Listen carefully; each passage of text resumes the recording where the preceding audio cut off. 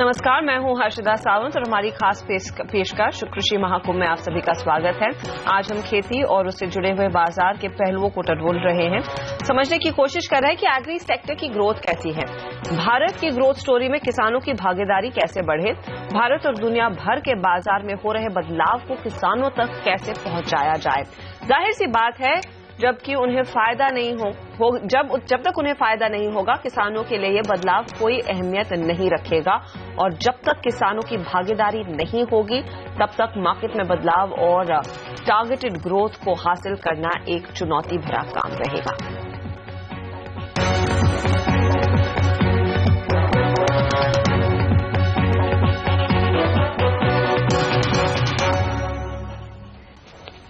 और इस खास पेशकश में हमारा साथ दे रहे हैं एनसीडीएक्स के MD Sameer Shah, business line के कमोडिटीज एडिटर डी चंद्रशेखर और सजाता संघ के ईडी कुलदीप सोलंकी। आप सभी का स्वागत है इस खास पेशकश में। समीर जी, मैं सबसे पहले सवाल आप ही से जानना चाहूंगी। अब तक हमने देखा वायदा है या फिर स्पॉट एक्सचेंज, फॉरवर्ड कॉन्ट्रैक्ट्स, हर रोज नए नए इंस्ट्रूमेंट्स आते हुए दिखाई दे रहे हैं। क्योंकि आपका एक्सचेंज लार्जली एग्री कमोडिटीज को ही एड्रेस करता है, क्या वाकई में आपको लग रहा है किसान इन तमाम प्लेटफॉर्म्स का फायदा उठा रहे हैं इतने सालों के बावजूद? इस सवाल का मैं दो पहलुओं में जवाब देना चाह रहा हूं। एक तो किसानों ने इस प्लेटफॉर्म का फायदा तो बहुत जबरदस्त उठाया है और एक इनडायरेक्ट वे में उठाया है। इसके जो प्राइसेस जो मिलते हैं फ्यूचर्स मार्केट के थ्रू, वो एक बेंचमार्क प्राइस बन गया है किसानों के लिए, एक रेफरेंस पॉइंट बन गया है, एक लाइट हाउस की तरह बन गया है, ताकि किसान उस प्राइस को देखे और अपना जो बिजनेस करते हैं, किसान जैसे सोइंग करते हैं, डिसाइड करते हैं कौन सा क्रॉप अपना पैदा करना है, कब उसको बेचना है, कब उसको मंडी में लेके जाना है, किस मंडी में लेके जाना है, उस तरह के सारे डिसीजंस अभी आजकल एनसीडीएक्स के बेंचमार्क प्राइसेस के थ्रू ही होते हैं। और हमको ये तब पता चलता है जब हम जैसे कॉन्ट्रैक्ट में कोई डीले होता है लॉन्च करने के लिए। कुछ महीनों पहले हमारे एक चिली कॉन्ट्रैक्ट में कुछ एक टेक्निकल चीजों के लिए 1 महीने से डीले हो गया कॉन्ट्रैक्ट। मेरे को खुद को सैकड़ों चिट्ठियां आई फार्मर एसोसिएशंस और किसानों की कि आपका कॉन्ट्रैक्ट डीले क्यों हो गया, हमको प्राइस रेफरेंस नहीं मिल रही है। और चिली एक एक्सपोर्टेड कमोडिटी है, India is one of the largest exporter for spices. तो तब जाके पता चलता है कि इनका इम्पैक्ट फार्मर्स पे कितना हो रहा है। तो फार्मर्स पे उनके बिजनेस डिसीजंस और उनके सोइंग डिसीजंस पे बहुत ज्यादा इम्पैक्ट हो रहा है एनसीडीएक्स के प्राइसेस के कारण। तो ये एक फायदा हुआ है। दूसरा ये फायदा हुआ है कि क्वालिटी स्टैंडर्डाइजेशन जो हुई है वो भी इस वायदे बाजार के कारण हुई है, क्योंकि वायदे बाजार के कारण हर कोई कॉन्ट्रैक्ट में एक पर्टिकुलर स्पेसिफिकेशन की कमोडिटी ट्रेड होती है और फार्मर्स को ये पता चल गया है, किसानों को ये पता चल गया है कि अगर इस क्वालिटी का हम ग्रोइंग करते हैं तो एक पर्टिकुलर प्राइस मिलने की संभावना है। तो सारे किसानों ने फिर अपनी ग्रोइंग को उस तरह से एडजस्ट किया कि एनसीडीएक्स की क्वालिटी के आसपास प्रोडक्शन हो रही है। तो काफी क्वालिटी स्टैंडर्डाइजेशन हुई है पिछले 10 सालों से। ये दूसरा फायदा हुआ है। तीसरा ये फायदा हुआ है कि जो मंडी में अराइवल्स होती है, जब किसान सोइंग करता है, हार्वेस्ट करता है और मंडी में अराइवल्स मंडी में आता है बेचने के लिए, पहले ये होता था एनसीडीएक्स के पहले कि एक पैनिक सेल होता था। हार्वेस्ट के बाद इमीडिएटली सारा माल मंडियों में बिकता था और वो फार्मर के लिए बिल्कुल नॉन आइडियल सिचुएशन है, क्योंकि उस टाइम पे प्राइस रियलाइजेशन सबसे कम होता है, होती नहीं है। अभी क्या हो रहा है कि सारे मंडियों में अराइवल्स इवन आउट हो गए, तो ऑलमोस्ट 30-40% हार्वेस्ट के बाद इमीडिएट मंथ में होता है और फिर पूरे साल में इवन आउट हो गई है। और इसका ये कारण है कि एक एनसीडीएक्स का प्राइस का रेफरेंस है, फार्मर को ये पता चल गया है कि लीन सीजन कब है, पीक सीजन कब है, कब बेचना चाहिए, कहां स्टोर करना चाहिए और किस टाइम पे मंडी पे आना चाहिए। तो ये इनडायरेक्ट बेनिफिट्स काफी पावरफुली फार्मर्स के पास पहुंच गए हैं। दूसरा जो सेक्शन है मेरे जवाब का वो ये है कि डायरेक्ट बेनिफिट, कि फार्मर अपनी कमोडिटी को डायरेक्टली एक्सचेंज पे बेच पा रहा है या नहीं, इस पे थोड़ा और काम करना जरूरी है। इनडायरेक्ट बेनिफिट्स बहुत पावरफुल है और डायरेक्ट बेनिफिट्स जो हम अभी पेश करने जा रहे हैं, जैसे हमने बीच में अग्रिम सौदा फॉरवर्ड मार्केट हमने जो लॉन्च किया, वो डायरेक्ट फार्मर को बेनिफिट करने वाला है, ताकि उनके जो फार्मर के किसान की जो सेल्स एक्टिविटी है वो डायरेक्टली अग्रिम सौदा प्लेटफॉर्म के द्वारा मिडिलमैन को काट के डायरेक्ट कंज्यूमिंग कंपनी को बेच सकता है। तो आप बेसिकली कह रहे हैं कि आपने अपने लेवल पर काफी ज्यादा इनोवेशंस किए हैं और उसका फायदा इनडायरेक्टली किसानों ने काफी ज्यादा अपनाया है। लेकिन चंद्रशेखर जी, हमने पिछले 10 सालों में देखा है काफी ऐसे किसान हैं जिनमें अवेयरनेस की काफी ज्यादा कमी। ऑफ कोर्स पिछले कई सालों में हमने काफी प्राइवेट कंपनियों को देखा है जो किसानों को एम्पावर करने की कोशिश कर रही हैं, कुछ स्टार्टअप्स है जो काम कर रही हैं। क्या वो अवेयरनेस की लेवल और भी बढ़ाई जा सकती है ताकि ज्यादा से ज्यादा फायदा किसान उठा सके?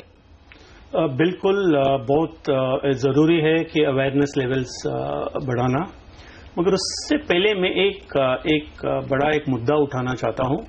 वो है कि हमारे जो कृषि क्षेत्र में स्ट्रक्चरल प्रॉब्लम जो कहा जाता है वो काफी है। और ये स्ट्रक्चरल प्रॉब्लम्स क्या है कि पहला है फ्रैगमेंटेड लैंड होल्डिंग जी, दूसरा है हमारा जो इनपुट डिलीवरी सिस्टम है वो काफी कमजोर है और सिंचाई बहुत कम है, यानी कि इरिगेशन फैसिलिटीज कम है। हमें और भी ज्यादा रूरल इंफ्रास्ट्रक्चर में पूंजी निवेश करना चाहिए। We have to create rural infrastructure.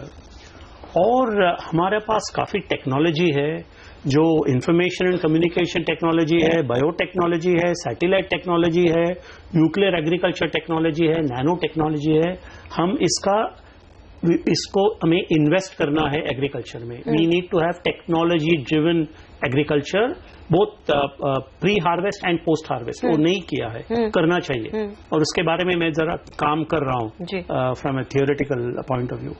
तो उसका बाद फाइनली हमें we have to build capacity amongst farmers. जो मार्केट में वोलेटिलिटी होता है, weather uncertainty, price uncertainty, market uncertainty, quality uncertainty, इतना बड़ा रिस्क किसान लेता है, उसके अंदर क्षमता आज बहुत कम है टू फेस दीज अनसर्टेनिटीज। तो वो एक बड़ा चुनौती है।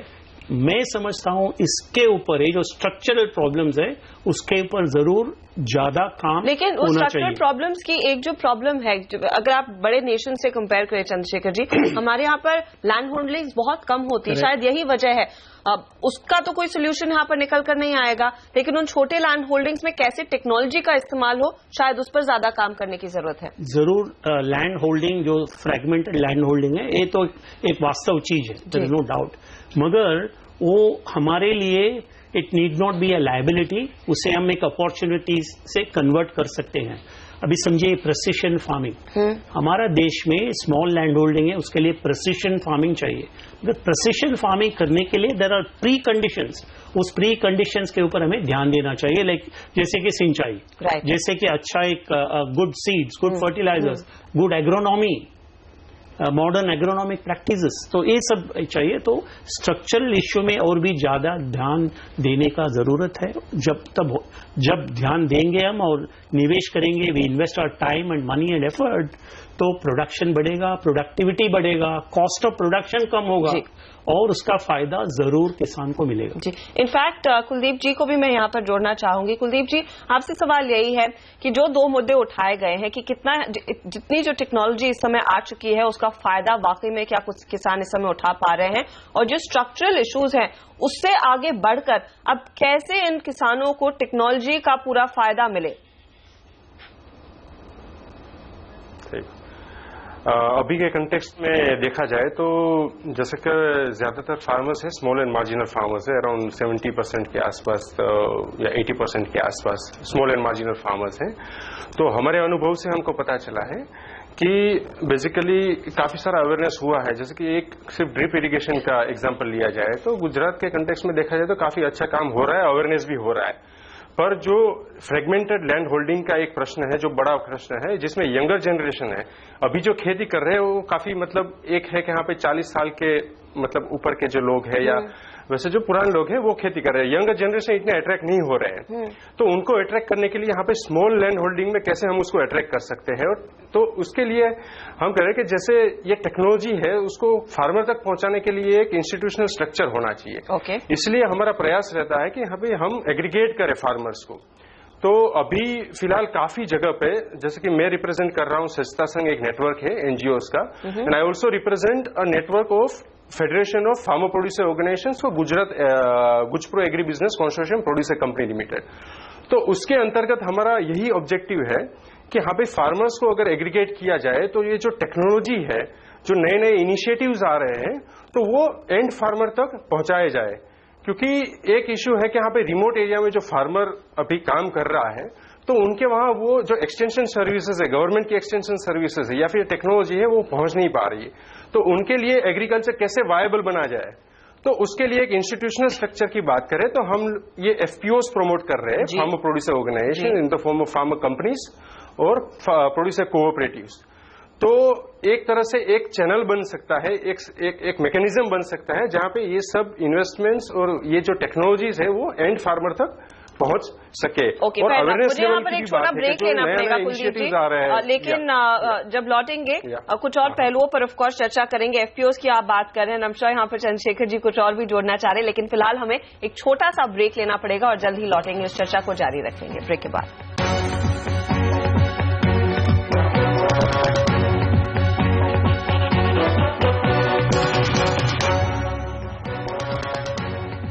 आप देख रहे हैं सीएनबीसी आवाज की खास पेशकश कृषि महाकुंभ, और हमारे साथ हमारे खास मेहमान जी चंद्रशेखर, समीर शाह और साथ ही कुलदीप। इनफैक्ट कुलदीप, ब्रेक से पहले आप बात कर रहे थे एफपीओस की जो आपने शुरू किया है। इस कॉन्सेप्ट की जरूरत कैसे पड़ी और कितना फायदा इनफैक्ट किसानों को मिल पा रहा है एफपीओस के जरिए? हमारा अनुभव है पिछले 2 साल का, जैसे कि we being a consortium of FPOs and NGOs, तो काफी सारे कम्युनिटी इंस्टीट्यूशंस डेवलप हुए थे। जैसे कि हमारे पार्टनर्स हैं तो प्रोडक्टिविटी एनहांसमेंट में water and soil moisture conservation activities पे काफी काम हुआ था। तो उसके अंतर्गत काफी सारी कमिटीज, पानी समितिज, वाटरशेड कमिटीज, ऐसे एसएचजीज इन द फॉर्म ऑफ मतलब कम्युनिटी सीबीओज, काफी सारी ऐसी कमिटीज बनी थी। तो अभी इनको वहां पे प्रोडक्टिविटी एनहांसमेंट के लिए काफी काम हुआ, एक्सटेंशन सर्विसेज हुआ। तो अभी जो प्रोडक्टिविटी बढ़ी है तो उसको मार्केट एक्सेस करने की बात हुई, तो उसमें मार्केट पार्टिसिपेशन में फार्मर का जो पार्टिसिपेशन है मार्केट में, तो उसमें काफी दिक्कतें हमने देखी। खास करके ट्राइबल एरियाज में देखा जाए या फिर रिमोट एरियाज में देखा जाए तो एक्सेसिबिलिटी का बहुत बड़ा प्रश्न है। दूसरा ट्रांसपेरेंसी का भी इश्यू है, जो फाइनेंशियल डीलिंग्स है, मंडी ऑपरेशंस में है। तो वैसे सब इश्यूज को ध्यान में रखते हुए हमने सोचा कि फार्मर्स को उसके जो मूल्य, उसका जो प्रोड्यूस है उसका ज्यादा से ज्यादा मूल्य कैसे मिल सकता है ताकि उनके लिए वो वायबल प्रोफेशन बन सके जी। तो उसके लिए हमने ये सब जो कमिटीज बनी हुई थी, हमारे जो इंस्टीट्यूशंस बने हुए थे, उसको हमने एग्रीगेट किया और उसको एफपीओ का स्वरूप दिया, मतलब फार्मर प्रोड्यूसर ऑर्गेनाइजेशन का स्वरूप दिया। तो हमारा ऐसा स्ट्रक्चर है कि गांव लेवल पे भी एक कमिटी होती है इन the form of farmers interest group और फार्मर्स क्लब होता है, क्लस्टर लेवल एसोसिएशन भी हो सकते हैं और उनके जो मेंबर्स सभी है वो रिप्रेजेंट करते हैं एफपीओ में। तो एफपीओ में काफी अच्छा अनुभव रहा था हमारा। Small farmers agri business consortium के साथ काम किया था, एनसीडीएक्स के साथ हमने काम किया था, बहुत ही अच्छा अनुभव रहा है। अभी हम काफी अलग स्टेप्स रहे, एक्सपोर्ट्स में भी जा रहे हैं, स्टार्टिंग विथ कितने किसानों के साथ कितने किसानों को आप जोड़ पाए इस पर्टिकुलर प्लेटफॉर्म पर कुलदीप जी? वी एक्चुअली अभी 28 एफपीओज हमारे साथ जुड़े हुए हैं, जिसका total strength comes to around 1,50,000 farmers alone in Gujarat. तो उतने हमारे मेंबर्स ऑलरेडी है एफपीओज और उनके मेंबर्स होते हैं फार्मर्स। जो फिगर मैं बता रहा हूं आपको 1,50,000 के आसपास फार्मर्स है। ओके। तो अभी हमारे पास यही चैलेंज है कि अभी हाँ भाई इसको कैसे कैपिटलाइज किया जाए, कैसे फार्मर्स को एफपीओज को मार्केट के साथ सीधा जोड़ा जाए। तो उसके लिए हम एनसीडीएक्स के साथ क्लोजली काम कर रहे हैं फॉरवर्ड मार्केट्स में, और एक ई मंडी के कॉन्सेप्ट पे भी अभी वर्कआउट। इनफैक्ट इसी कॉन्सेप्ट पर समीर जी ये कैसे होगा, क्योंकि ये इन्होंने काफी सारे किसानों को एक साथ लाया है एंड आई एम गेसिंग वो नेक्स्ट स्टेप यही है कि वो मार्केट का पूरा फायदा उठा पाए जहां पर एनसीडीएक्स आएगा आगे। बिल्कुल, ये एफपीओ का जो कॉन्सेप्ट जो अभी शुरू हुआ है पिछले 2 सालों से अराउंड द कंट्री, और इनकी जो एसोसिएशन है कुलदीप जी की, उन्होंने भी शुरू किया है, वो एक आइडियल व्हीकल है, आइडियल प्लेटफॉर्म है। फार्मर्स का जो मार्जिनल फार्मर्स की जो प्रॉब्लम है उसको अपॉर्चुनिटी में कैसे कन्वर्ट करे ताकि उनका डिमांड एग्रीगेट हो जाए और ये एफपीओ व्हीकल के थ्रू उनको मार्केट एक्सेस करे। तो हम लोगों ने फॉरवर्ड सेगमेंट जब हमने लॉन्च किया तो हमने ये सोच के लॉन्च किया था कि इस फॉरवर्ड सेगमेंट को फार्मर को डायरेक्ट एक्सेस देना चाहिए। इसलिए स्पेसिफिकली हमने एक एफपीओ के लिए एक अलग से मेंबरशिप कैटेगरी अप्रूव कराई थी एफएमसी से, और एफएमसी की भी मैं दाद देना चाह रहा हूं कि उन्होंने वो विजन के थ्रू वो एक नई मेंबरशिप कैटेगरी अप्रूव करी है हमारे लिए। तो उस एफपीओ कैटेगरी के अंडर हमारे अभी 13 मेंबरशिप एप्लीकेशंस एफपीओ के थ्रू हमको मिले हैं। उसमें से 7 एक्टिवेट हो चुके हैं और 7 और पाइपलाइन में है। तो लगभग 20 एफपीओ एक आध महीने में हमारे प्लेटफॉर्म पे एक्टिवेट हो जाएंगे। सारे एफपीओ के साथ हमारी अवेयरनेस प्रोग्राम चालू है और कुलदीप जी के एसोसिएशन के थ्रू हमने एक बीच में गुजरात में हमने एक अवेयरनेस प्रोग्राम किया था। और बीच में हमारा एक पहला ट्रेड भी हुआ एफपीओ के थ्रू। तो एफपीओ को बहुत फायदा मिल रहा है और ये फर्स्ट टाइम है इंडियन कमोडिटी एक्सचेंज के हिस्ट्री में पिछले 10 सालों में जहां फार्मर को डायरेक्ट मार्केट एक्सेस दिया जा रहा है ये फॉरवर्ड सेगमेंट के थ्रू। तो ये डायरेक्ट बेनिफिट जो मिल रहा है फार्मर्स को वो एक बहुत बड़ा माइलस्टोन है मार्केट्स के लिए। चंद्रशेखर जी, जैसे यहाँ पर बात हो रही है कि एफपीओ जैसी अब ऑर्गेनाइजेशंस आ रही हैं, ऐसे मॉडल्स बनाए जा रहे हैं ताकि किसानों को भी एकदम इन ट्यून रखा जाए कि क्या क्या हो रहा है। लेकिन जैसे कुलदीप जी पहले भी कह रहे थे कि अब आप देखिए किसान जो है वो 40+ है, नया generation is not really into agriculture. उस नए जनरेशन को कैसे इन्वॉल्व किया जाए? इसमें 2 चीज है। अब नए जनरेशन जवान लोग कृषि क्षेत्र में नहीं आ रहे हैं। मैं समझता हूं नोबडी शुड ऑब्जेक्ट, क्योंकि यंगर जनरेशन के लिए तो they have lot more opportunities. पिछले 10 साल में कई नए अपॉर्चुनिटीज, नए मार्ग खुल गए हैं एंड देयरफॉर उनका हक है कि they will pursue their career. Number 1। Number 2, मगर टू अट्रैक्ट यंग जनरेशन हमें we need to make agriculture fashionable. Exactly. आज agriculture is fashionable is organic farming, but I don't know वो कितनी बड़ी स्केल पर हो पाया है। तो क्या है कि आज अंग्रेजी में शब्द है drudgery. Agriculture is a drudgery, बहुत एकदम श्रम जीवन वो है उसमें, मगर उसको एक शुड मेक इट फैशनेबल। वो कभी फैशनेबल बनेगा जब किसान की जानकारी अपना जो उनका जो भी ऑक्यूपेशन है, प्रोफेशन है, उसके बारे में ही बिकम्स एन एक्सपर्ट। उसको जो प्रोडक्शन फैसिलिटीज उसको सब मिला जाए, पानी मिलेगा, इनपुट्स उसके लिए मिलेगा, अच्छा एग्रोनॉमी होगा और उत्पादन का बाद मार्केट, उसको आसान से मार्केट एक्सेस मिलेगा और अच्छा भाव मिलेगा। तो it's we need to find end to end solution जो कहा जाता है। तो एक है मार्केट एक्सेस, वेरी इंपॉर्टेंट, उसमें कोई शक है ही नहीं। मगर किसान उत्पादन करेगा तो ही मार्केट में लेके जाएगा। तो मगर उसको पहले उत्पादन करने के लिए हमें जो भी सुविधा उसे बना के देना चाहिए, उसके ऊपर ध्यान देना बहुत जरूरी है। अनफॉर्चुनेटली मैं ये कहना चाहता हूं कि पिछले कई 3-4 जो 9, 10 और 11 5 ईयर प्लान, 5 वर्षीय योजना में जो भी स्ट्रैटेजीज किए थे, स्कीम्स थे, इन्वेस्टमेंट जो लगाया था, उसका कोई फायदा हमें नहीं मिला है। 4% एनुअल एवरेज टारगेट था, ग्रोथ टारगेट इन एग्रीकल्चर। हमने पिछले 15 साल में 4% की ओर कहीं गया ही नहीं, बहुत कम है। तो अभी हमें we need to think, rethink, review और एक नया कोई एक स्ट्रैटेजी हमें अपनाना पड़ेगा to find end to end solution. नई सोच की जरूरत है। यहाँ पर वक्त हो रहा है एक और छोटे से ब्रेक का। आप बने रहिए, हम जल्द ही लौटेंगे।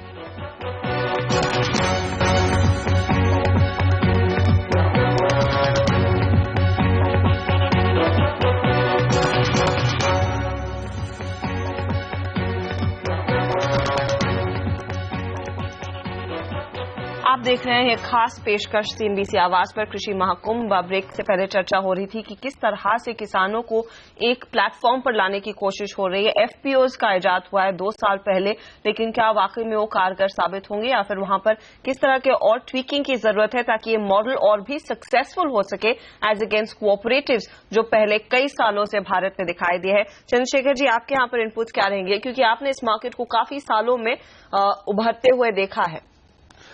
मैं समझता हूं स्पॉट एक्सचेंजेस और फार्मर प्रोड्यूसर ऑर्गेनाइजेशंस, इनको सिर्फ पोस्ट प्रोडक्शन मार्केट एक्सेस और मार्केटिंग का तो काम जरूर करना चाहिए, उनको कर रहे हैं, मगर उसके पहले प्रायर टू दैट जो प्रोडक्शन प्रोसेस है उसमें भी उनका एक भूमिका हो सकता है। आई थिंक उनको they need to talk about, किसानों को कहना चाहिए इनपुट अवेलेबिलिटी के बारे में, इनपुट क्वालिटी के बारे में, एग्रोनॉमी के बारे में। और this is not rocket science, सिर्फ एक कमिटमेंट है और जरा सा खर्चा है। They should be able to spend that money और जैसे हम खर्चा करेंगे, इन्वेस्ट करेंगे, उसका रिजल्ट, उसका फल जरूर over a period of time मिलेगा। मैं खुद 10 साल पहले कॉन्ट्रैक्ट फार्मिंग किया हूँ कोयम्बतूर के पास। It was India's first private sector enterprise, private sector contract farming initiative, it was absolutely successful. मगर हमारे पास ज्यादा पैसा नहीं था, मेरा मित्र के पास साथ में करते थे, तो we could not scale it up. Right. मगर और भी अभी भी चल रहा है on a very small. Problem वहीं पर होती है, वो स्केलेबिलिटी की इशू उभर कर आती है। तो उसमें स्केलेबिलिटी हो सकता है, मगर उसमें then you need financing, right, and commitment. तो हमें श्रद्धा चाहिए, सबूरी चाहिए और पैसा चाहिए, और पैसा चाहिए, पैसे पर समीर जी। लेकिन फाइनेंस भी आजकल वुडंट से कि बहुत आसानी से अवेलेबल है, लेकिन उसके भी एवेन्यूज काफी ज्यादा हैं। काफी इनोवेशन अभी आनी शुरू हुई है इस मार्केट में। जैसे कर्नाटका में हमारा एक्सपीरियंस ये है कि हमारा जो एक जॉइंट वेंचर है गवर्नमेंट ऑफ कर्नाटका के साथ कॉल्ड राष्ट्रीय ई मार्केट सर्विसेज लिमिटेड, उसमें हमने बैंकों के साथ काम करके इनोवेटिव प्रोडक्ट्स डिजाइन किए, जिन प्रोडक्ट्स के थ्रू फार्मर्स को direct access to not only a bank account but also to cash credit accounts. तो ऐसे एक इनोवेशन काफी अभी आनी शुरू हुई है इस मार्केट में। पहले फार्मर का रिलायंस होता था कि जो ट्रेडर था उसको माल बेचना भी है और उसी से पैसा लेना भी है, उसी से लोन भी लेना है और बेचना भी उसी को है। तो वो जो एक क्लोज रिलेशनशिप थी, इनफॉर्मल रिलेशनशिप ट्रेडर के साथ, उसको एक अनबंडल करके उसमें फॉर्मल फाइनेंसिंग लाना जरूरी है। और उस तरह की इनोवेशन मैं मानता हूं कि अभी अर्ली डेज है और ज्यादा स्केलेबल नहीं है, लेकिन वो आनी शुरू हुई है मार्केट में। तो मैं काफी ऑप्टिमिस्टिक हूं कि ये एफपीओ और ये मॉडर्न मार्केट एक्सेस और जो चंद्रशेखर जी जो फोकस बता रहे हैं और ये जो फाइनेंसिंग में जो इनोवेशन आ रही है, वो एक अगले सालों में स्केलेबल इनिशिएटिव्स हो सकती है। तो होपफुली जब हम अगली बारी चर्चा कर रहे हैं, हम इस बात पर चर्चा कर रहे होंगे कि भारत में न्यू जनरेशन एग्रीकल्चरिस्ट की तादाद कहीं ज्यादा बढ़ रही है, क्योंकि टेक्नोलॉजी का फायदा उठा पाए हैं और बाकी जो नए प्लेटफॉर्म्स आए हैं, नए एवेन्यूज आए हैं, उसका फायदा उठा पाए हैं। बहुत बहुत धन्यवाद आप तीनों का ही हमारे लिए इस सेगमेंट में हिस्सा बनाने के लिए, अपनी टाइम निकालने के लिए। लेकिन फिलहाल हमें लेना होगा एक छोटा सा ब्रेक। एक बहुत ही इंपॉर्टेंट यहाँ पर प्ले है फॉरवर्ड कॉन्ट्रैक्ट्स का फार्मर्स के लिए, उसका क्या फायदा है और उसको कैसे इजीली अप्लाई किया जा सकता है, उस पर हम चर्चा करेंगे। लेकिन फिलहाल हमें लेना होगा यहाँ पर एक छोटा सा ब्रेक।